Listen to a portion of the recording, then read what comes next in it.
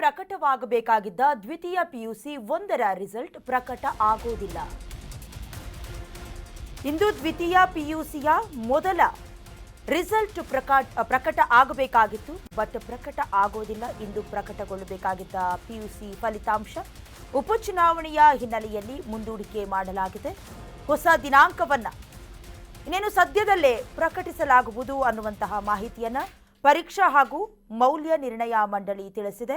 ಇನ್ನು ಕೆಲ ದಿನಗಳು ವಿದ್ಯಾರ್ಥಿಗಳಿಗೆ ಟೆನ್ಷನ್ ಕಟ್ಟಿಟ್ಟ ಬುತ್ತಿ. ಈಗಾಗಲೇ ಎಕ್ಸಾಮ್ ಅನ್ನ ಬರೆದು ಪರೀಕ್ಷಾ ರಿಸಲ್ಟ್ಗೋಸ್ಕರ ಕಾಯ್ತಾ ಇದ್ದಾರೆ. ಯಾರು ರ್ಯಾಂಕಲ್ಲಿ ಬರ್ತಾರೋ ಅಥವಾ ನಾವು ಪಾಸ್ ಆಗ್ತೀವೋ, ಇನ್ನೊಂದು ಬಾರಿಯ ಎಕ್ಸಾಮ್ ಅನ್ನ ಕಂಡಕ್ಟ್ ಮಾಡ್ತಾರಾ, ಕೆಲವೊಂದಷ್ಟು ಗೊಂದಲ ಇರುತ್ತೆ. ಅಥವಾ ಕೆಲವೊಂದಷ್ಟು ಕಾಂಪಿಟೇಟಿವ್ ಎಕ್ಸಾಮ್ಗೂ ಪ್ರಿಪೇರ್ ಆಗಿರುವವರು ಅಥವಾ ಕೆಲವೊಂದಷ್ಟು ಮೆಡಿಕಲ್ ಬರೆಯೋದಕ್ಕೆ, ಇಂಜಿನಿಯರಿಂಗ್ ಬರೆಯೋದಕ್ಕೆ ಪರ್ಸೆಂಟೇಜನ್ನು ನೋಡ್ಕೊಳ್ಬೇಕಾಗತ್ತೆ. ಇವತ್ತು ರಿಸಲ್ಟ್ ಅನ್ನೋದಾಗಿ ಕೂಡ ಘೋಷಣೆ ಮಾಡಲಾಗಿತ್ತು, ಬಟ್ ಉಪಚುನಾವಣೆಯ ಹಿನ್ನೆಲೆ ಕೆಲವೊಂದಷ್ಟು ಬದಲಾವಣೆಯನ್ನು ಮಾಡಿಕೊಳ್ಳಲಾಗಿದೆ. ಹೊಸ ದಿನಾಂಕವನ್ನು ಇನ್ನೂ ತಿಳಿಸಿಲ್ಲ, ಸದ್ಯದಲ್ಲೇ ಹೊರಡಿಸ್ತಾರೆ.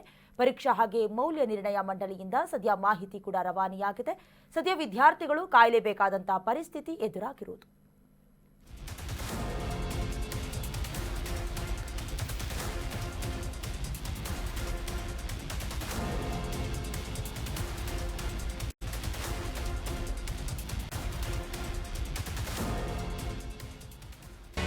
ಕರ್ನಾಟಕ ನ್ಯೂಸ್ ಬೀಟ್ ಫಾಲೋ ಮಾಡಿ, ಸಬ್ಸ್ಕ್ರೈಬ್ ಮಾಡಿ.